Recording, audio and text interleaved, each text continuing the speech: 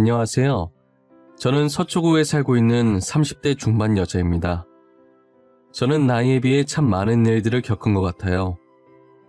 사고로 부모님도 잃고 남자한테 배신도 여러 번 당해봤어요. 그래도 열심히 살아보려고 혼자 아등바등거리며 버티고 있어요. 배신을 여러 번 당해봐서 나름 사람 보는 눈이 괜찮아진 줄 알았는데 꼭 그런 것만은 아니더라고요. 사람 보는 눈은 여전했어요. 그런 사람들만 골라잡는 게 재주인가 싶기도 하고요. 그래도 저는 두 남자 덕분에 세상엔 믿을 사람 한 명 없다는 걸 깨닫게 되었습니다. 할 말이 정말 많은데 마땅히 털어놓을 곳이 없어서 이곳에라도 익명의 힘을 빌려 제 이야기를 해보려고 합니다. 저는 고등학생 때 트럭이 부모님 차를 덮치는 바람에 차가 전복되어 한순간에 부모님을 두 분 다 잃게 되었어요. 부모님 차를 덮친 상대는 면허가 취소될 정도로 음주를 한 상태였어요. 그 상황에서 제가 할 수 있는 일은 아무것도 없었어요. 그저 흰 천을 덮고 누워있는 부모님을 보며 장난치지 말라고 제발 눈 떠보라며 하염없이 우는 것. 저는 그거밖에 할 수 없었습니다. 부모님 장례를 마치고 집으로 돌아와 텅 빈 집을 쳐다보았어요. 아무도 없다는 걸 알면서도 괜히 부모님을 불러보았어요. 역시나 제게 돌아오는 답변은 없었습니다. 더 이상 대답해줄 사람이 없다는 걸 믿고 싶지 않았어요. 저는 학업에도 손을 놓고 한동안 멍한 상태로 지냈습니다. 선생님은 그런 저를 보며 안타깝다는 표정을 하고 계셨어요. 지우야, 이제 그만 슬퍼하고 다시 공부해야지. 너 대학교 가고 싶어 했잖아. 선생님이 도와줄게. 선생님, 저는 이제 공부하고 싶지 않아요. 아무리 성적이 좋아도 제게 칭찬해줄 사람이 더 이상 여기에 없어요. 부모님이 이런 모습 보시면 얼마나 속상해 하시겠어. 다시 부모님 만났을 때 혼자서도 이렇게 열심히 잘 살았다고 전해줘야지. 저는 선생님의 진심이 담긴 말씀에 다시 정신을 차리고 학업에 집중할 수 있었어요. 부모님은 돌아가시면서 제게 꽤 많은 재산을 남기고 가셨어요. 그래서 남들이 아르바이트 할 때 저는 힘들지 않게 대학까지 무사히 졸업할 수 있었어요. 가만히 있으면 잡생각만 날 것 같아서 졸업하고 곧바로 취업 준비에 들어갔어요. 다행히 제 성적이 좋았어서 꽤나 높은 연봉을 주는 곳에 단번에 취직했습니다. 아르바이트를 해본 경험이 없어서 그런지 회사 다니면서 상사한테 욕도 많이 먹고 분위기 자체도 되게 삭막했어요. 한 번은 동기들이 시기 질투를 하면서 뒤에서 제 험담을 하는 것도 여러 번 들었고요. 저는 회사 분위기에 적응을 못하고 혼자 다니게 되었어요. 너무 힘들어서 그만둘까 생각하고 있었는데 대리님이 나타나서 이것저것 도와주시더라고요. 지우씨, 표정이 왜 그래요? 일이 잘 안 풀려요? 아니면 부장님한테 혼났나? 아니에요. 그냥 제 자신이 왜 이러나 싶어서요. 이런 일도 제대로 못하는데 앞으로 어떻게 해야 하나 싶고. 난 또 뭐라고? 원래 입사 초반엔 다 힘들죠. 처음부터 잘하는 사람이 어디 있어요. 그렇긴 한데 제가 동기들보다 많이 뒤처지는 느낌이라서요. 열심히 해도 안 되니까 너무 답답해요. 앞으로 힘든 일 있으면 제가 지우씨 옆에서 열심히 도와드릴게요. 그러니까 쓸데없는 걱정은 하지 말고 같이 잘해봐요. 대리님은 나이가 저보다 3살 많았어요. 회사 일로 힘들 때 몰래 도와주고 조언도 아낌없이 해주셨어요. 저는 그렇게 대리님과 가깝게 지내기 시작했습니다. 대리님이 회사 생활로 힘들어하던 제게 먼저 손을 내밀어주고 자기 일처럼 도와주니까 자연스럽게 개인적인 감정으로 점점 마음이 가는 게 아니겠어요.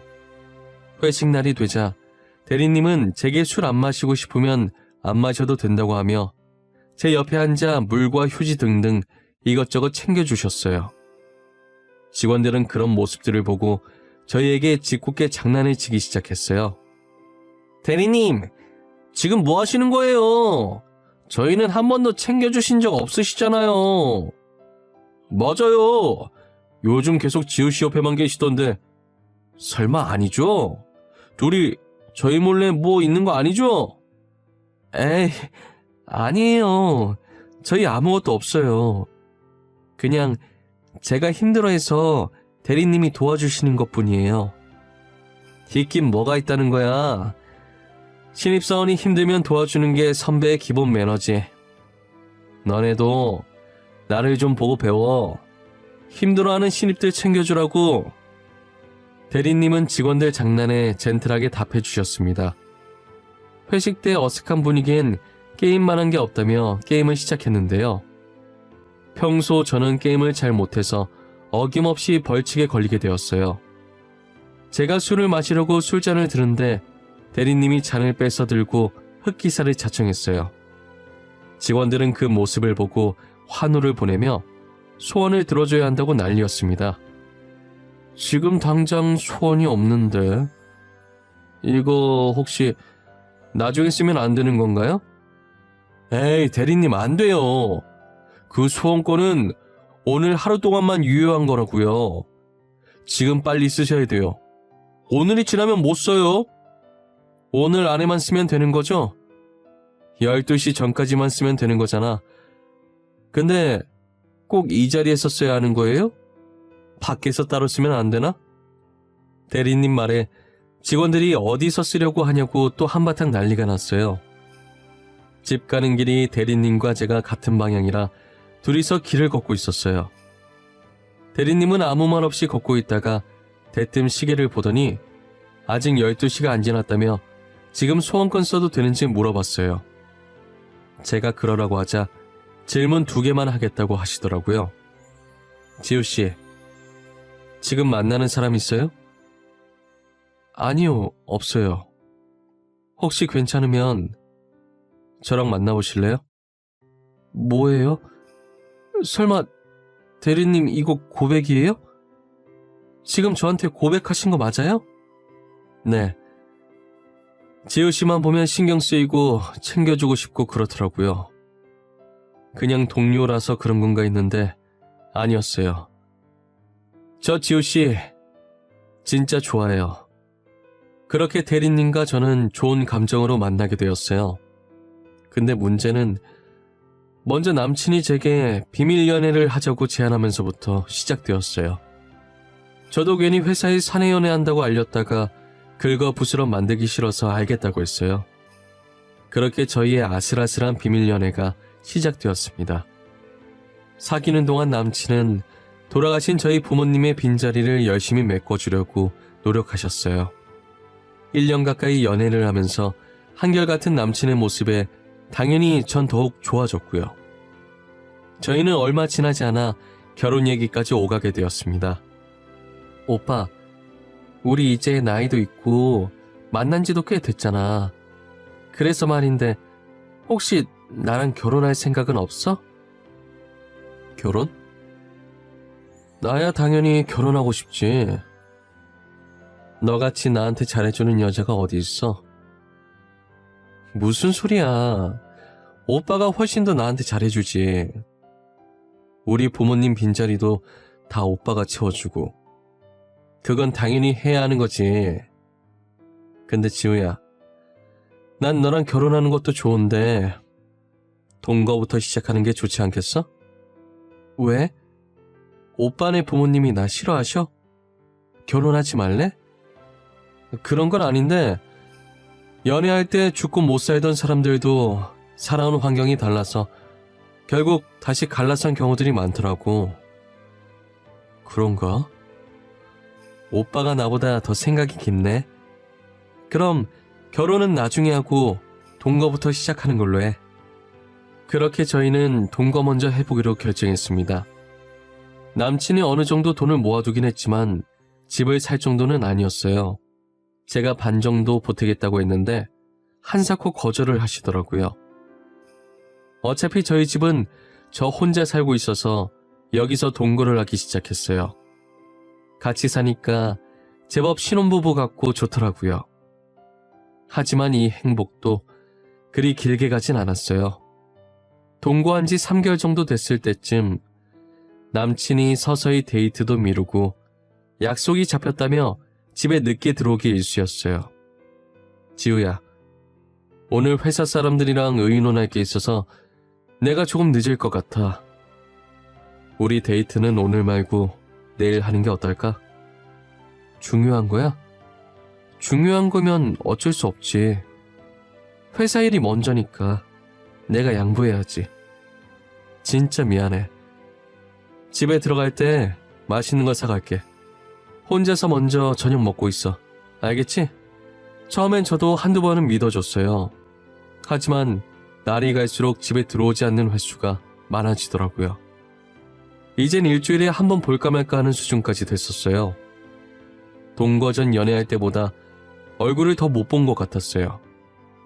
한 번은 대리님 옷에서 향수 냄새가 나더라고요. 저는 처음엔 대수롭지 않게 여겼었어요. 그 뒤에도 같은 향수 냄새가 이전보다 더 진하게 나길래 향수 샀냐고 물었습니다. 같이 일하는 동료 박대리 향수가 좋아서 자기가 좀 빌렸었다고 말하더라고요. 그런데 한동안 계속 그 향수 냄새가 나서 얼마나 좋으면 계속 남의 걸 빌렸으나 싶었어요. 나중에 제가 박대리한테 직접 물어봐서 몰래 깜짝 선물해 주려고 했어요. 저는 회사 출근하자마자 박대리한테 가서 무슨 향수 쓰냐고 직접 물어봤어요. 그런데 박대리 표정이 그게 무슨 말이냐는 듯이 변하는 게 아니겠어요? 박대리님, 혹시 무슨 향수 쓰세요? 향수요? 향수 같은 거 안 뿌리는데. 저 향수 사본 적도 없어요. 향수 안 쓰신다고요? 아닌데. 분명히 대리님 향수라고 했는데. 도대체 누가요? 저 향수 써본 적도 사본 적도 없어요. 지우씨가 잘못 들으신 것 같은데. 분명 남친은 박대리 향수라고 했는데 저는 지금 이게 무슨 상황인가 싶었습니다. 남친이 왜 거짓말을 했을까 하는 의문에 집에 가서 물어봐야겠다고 생각했어요. 그러던 찰나에 탕비실에서 신주임과 마주쳤어요. 신주임한테서 남친이 빌려서 뿌렸다던 향수와 같은 냄새가 나더라고요. 그때부터 쎄한 느낌이 저를 감쌌습니다. 저는 신주임과 대리님의 관계를 의심하기 시작했어요. 평소 향수에 관심이 많던 저는 퇴근 후 곧장 백화점에 들렀어요. 백화점에 있는 모든 매장을 방문하여 그 향수를 찾아내는데 성공했습니다. 그리고 남친이 집에 들어왔을 때 제가 사들고 온 향수를 보여줬어요. 갑자기 웬 향수야? 집에 자기 향수 많잖아. 설마 이거 자기가 놔주려고 산 거야? 이 냄새 익숙하지 않아? 오빠가 맨날 뿌리고 들어오던 향수잖아. 그렇네. 근데 자기야, 이 향수를 지금 왜 사온 거야? 아니, 오빠가 매일 박대리님 거 뿌리고 다니길래 남의 거 그만 뺏어 쓰라고 새로 하나 샀어. 제게 향수를 받은 대리님의 표정에서 당황하는 모습이 그대로 드러나더군요. 저는 아무렇지 않게 주방으로 가서 와인으로 분위기를 잡았습니다. 남친에게 와인을 왕창 마시게 해서 깊은 잠에 빠지게 만들었어요. 남친이 자고 있을 때 몰래 휴대폰 지문을 풀어서 먼저 카톡 대화 내용부터 봤어요. 제게 지난주에 친구 집에서 자고 온다고 했던 날 신주임이 아니라 서주임이랑 놀았더군요. 이번 주에도 약속이 있다며 못 들어올지도 모른다고 했었는데 그게 서주임과 호텔 예약해서 여행 가는 것이었어요. 모든 대화 내용을 제 휴대폰으로 옮겨놨어요. 당연히 제가 휴대폰을 사용했던 흔적도 깔끔히 없앴고요. 누가 업어가도 모를 정도로 자고 있는 남친의 자켓에서 차키를 꺼내 들고 나갔습니다. 남친 차에 가서 블랙박스 메모리칩을 빼서 새 거로 갈아 끼웠어요. 원래 들어있던 메모리칩을 들고 제 방에 있던 노트북에 꽂아 영상을 확인했습니다. 서주임이 1년도 넘게 남친 차를 타고 다녔더라고요. 둘이서 나눈 대화 내용에도 명백한 불륜 증거들이 있었어요. 저는 이 두 사람에게 제대로 복수해줘야겠다고 생각했어요. 남친은 친구 집에 놀러가고 있다고 남긴 메시지를 끝으로 연락이 끊겼어요. 저는 몰래 대화 내용이 있던 호텔 로비에서 시간 맞춰 기다리고 있었고요. 얼마 지나지 않아 체크인을 하러 들어오는 두 사람이 보이더군요. 저는 놓치지 않고 영상으로 그 모습들을 다 담았습니다. 그리고 제가 선물했던 향수를 들고 그들 면전에 뿌리기 시작했어요. 아! 박주임! 이게 무슨 경우 없는 짓이야! 박주임, 여기는 어떻게 알고 왔어? 지금 집에 있어야 할 시간 아니야? 왜 지금 당신이 여기에 있는 거야? 아, 지금은 내가 박주임이야? 너는 내가 여기 있는 게 중요하니? 니들이 하고 있는 짓들이 중요하지. 왜? 내가 못 올 곳이라도 왔나 봐? 넌 여기가 친구 집이니? 이거 다 오해야, 박주임. 내가 다 설명할게. 그러니까 조금만 진정해. 내 얘기 좀 들어봐, 제발. 오해? 오해는 무슨 오해야? 지금 둘이 떡하니 팔짱 끼고 호텔에 들어온 게 오해라고? 말 같지도 않은 소리 그만해. 남친은 나중에 자기가 다 설명하겠다면서 무릎을 꿇고 제 바지가랑이를 잡고 빌더라고요. 알고 보니 남친이 제 재산을 보고 일부러 접근한 거였어요. 실제로는 서주임과 더 오래 연애를 해왔더라고요. 서주임도 남친이 양다리였다는 걸 모르는 눈치였고요. 서주임은 처음에 제게 화를 내다가 저희의 대화를 듣더니 양다리였다는 걸 알고 남친 뺨을 때리고 호텔을 나갔어요. 저는 이 사실을 전부 회사에 내부 고발할 거라고 협박했습니다. 남친이 다시는 안 그러겠다고 비는데 그 모습도 정이 떨어지네요. 서주임은 아직도 정신 못 차렸는지 남친이랑 결혼하겠다고 난리더라고요. 제게 찾아와서는 남친한테서 떨어져 나가라고 하길래 회사에 양다리 걸친 카톡 내용과 모든 사실을 회사 내 어플에 익명으로 고발했습니다. 남친과 서주임은 회사에서 쫓겨나고 저도 회사의 정이 떨어질 대로 다 떨어져서 그만뒀어요. 저는 그 이후로 연애를 안 하겠다고 다짐하고 일자리를 고민하고 있었습니다. 평소 관심이 많았던 향수나 만들어 볼까 했는데 계속 그 일이 떠오를 것 같더라고요. 향수만큼이나 옷에도 관심이 많아서 부모님 재산으로 작은 옷가게를 하나 차렸어요.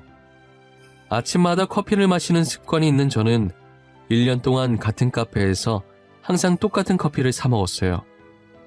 그런데 카페에서 1년 넘게 같은 메뉴만 시키니까 알바생이 아는 척을 하더라고요. 항상 바닐라 라떼 시키시는 분 맞으시죠? 한 메뉴만 시키는 사람은 드물어서 기억하고 있었어요. 아, 네. 그럼 그거 하나 주시겠어요? 근데 왜 바닐라 라떼만 드세요? 질리실 텐데. 다른 커피들도 맛있어요. 다음에 오시면 죄송한데 제가 조금 바빠가지고요. 지금 오픈 준비해야 해서 빨리 가봐야 하는데. 제가 차갑게 대답하는데도 뭐가 그렇게 좋은지 알바생은 싱글벙글 웃으면서 커피를 주더라고요. 처음엔 그런 알바생이 많이 부담스러웠습니다. 그러다 어리게 생긴 알바생이 쪽지로 저를 계속 지켜봤었다며 고백하는 게 아니겠어요? 연애 안 한 지도 오래됐고 그 일 있고 시간이 많이 흘러 이젠 저도 많이 무뎌진 것 같았어요. 그래서 카페 알바생과 한번 사귀어볼까 싶어서 만나게 되었습니다. 알바생인 줄만 알았던 남자가 알고 보니 저보다 나이가 많은 개인 카페 사장님이더라고요. 30살이 넘어가던 차에 둘 다 안정적으로 벌면서 연애하니 다시금 결혼이 하고 싶어졌어요. 지우야, 이제 너도 곧 30살이고 우리 조금이라도 젊을 때 결혼하는 게 어때? 결혼해서 아이 생기기 전에 둘이서 놀러 다니면서 추억도 좀 쌓고. 오빠, 나는 솔직히 오빠랑 당장 결혼하고 싶어. 그런데 오빠가 아직 모르는 게 있어. 뭔데? 내가 아직 모르는 것도 있었어? 사실 이걸 말할까 말까 수도 없이 고민했었는데 사실 전 남친이 양다리 걸쳐서 들켰었어. 난 오빠를 정말 믿고 싶지만 나한텐 아직 상처라서 쉽게 결정 못하겠어. 그런 일이 있었는지 몰랐어. 그런 건 나한테 말해도 돼. 내가 자기를 너무 부담스럽게 했나 보다. 내 말은 너무 신경 쓰지 마. 괜찮아지면 다음에 다시 얘기하자. 이 사람이면 괜찮겠다 싶었지만 그래도 세상에 믿을 사람 없다잖아요. 저는 같은 실수를 2번 다신 하지 않겠다고 생각했습니다. 새로운 남친은 자세히 알아보고 안전하게 결혼해야겠다는 생각에 몰래 뒷조사를 하게 되었어요. 남친은 제게 자기 부모님도 소개시켜주고 자기는 당당하다며 자신의 휴대폰 비밀번호도 알려줬었어요.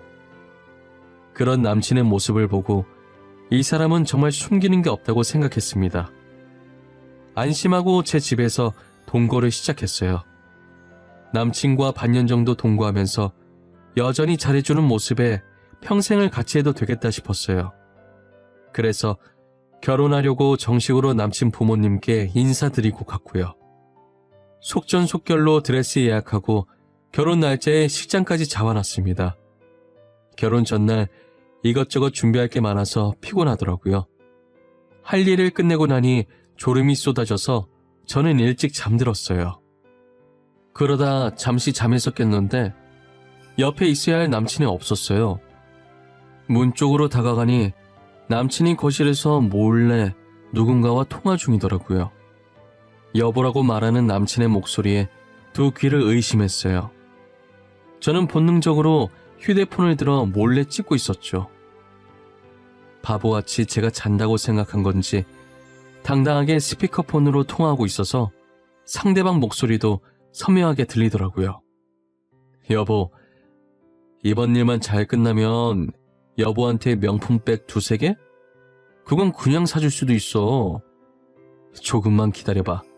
알겠지? 진짜? 빨리 여보가 하는 일 끝났으면 좋겠다. 나 지금 너무 기대돼. 친구들한테 자랑할 거야. 당연히 자랑해야지. 앞으로 자기한테 좋은 거 더 많이 해줄 수 있어. 나 믿지? 그러니까 조금만 기다려줘. 알고 보니 남친은 이미 여친이 있었습니다. 제 재산을 뒤로 빼돌릴 생각으로 사기 결혼을 결심한 것이었어요. 그리고 시어머니와 시아버지도 돈 주고 연기를 부탁한 사람들이었더라고요. 남친은 애초에 제게 사기칠 목적으로 다가온 거였죠. 이 사실을 알고 화가 난 저는 평생 잊지 못할 결혼식을 만들어주겠다고 생각했어요. 모두가 보는 앞에서 망가져가는 남친의 모습을 상상하니 그렇게 짜릿할 수가 없었습니다. 결혼식장에서 남친과 나란히 입장 후 축가 부르는 시간이 다가오고 있었어요. 저는 사회자에게 축가 부르기 전에 제가 따로 준비한 게 있다고 말했죠. 오빠를 위해서 선물 하나를 몰래 준비했어. 내가 준비한 영상을 보면 이 순간을 평생 잊지 못할 거야. 난 지금도 너무 행복한데 무슨 선물까지 준비했어. 도대체 언제 준비한 거야? 결혼 전에 많이 바빴을 텐데. 틈틈이 준비했지. 내 성의를 봐서라도 잘 봐줘. 오빠의 눈부시게 화려했던 순간들을 담아봤으니까. 곧바로 전날 찍어놨던 영상을 틀어버렸습니다. 그 영상을 본 남친은 당황해하며 얼른 끄라며 소리치고 난리였어요. 남친은 끝까지 거짓으로 무장했더라고요. 하객들도 다 알바였고 그중 한 명이 영상을 보자마자 불륜 현장이라며 실시간으로 인터넷에 올렸어요. 당연히 결혼식은 엉망이 됐고 불륜 영상이 빠르게 퍼지면서 남친의 카페 정보까지 다 뜨게 됐어요. 결국 카페 주인이 불륜남이라고 동네에 소문이 퍼지면서 카페는 쫄딱 망하고 말았죠. 2번씩이나 남자한테 상처받은 저는 이제 하고 있는 일에만 몰두하기로 했습니다. 한 번은 SNS 스타가 저희 가게를 방문해서 쇼핑하는 사진을 찍어 올린 겁니다.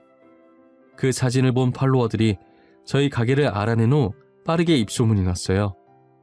작은 옷가게에서 시작했던 제가 이제 인터넷 쇼핑몰까지 나아가 성공하게 되었습니다. 저는 제 힘으로 열심히 번 돈과 부모님의 재산으로 평생 혼자 살 생각이에요. 그런데 제가 성공했다는 걸 알았는지 첫 번째 전 남친한테 잘 사냐고 연락이 왔었어요. 저와 이혼하고 그닥 잘 사는 것 같지 않더라고요.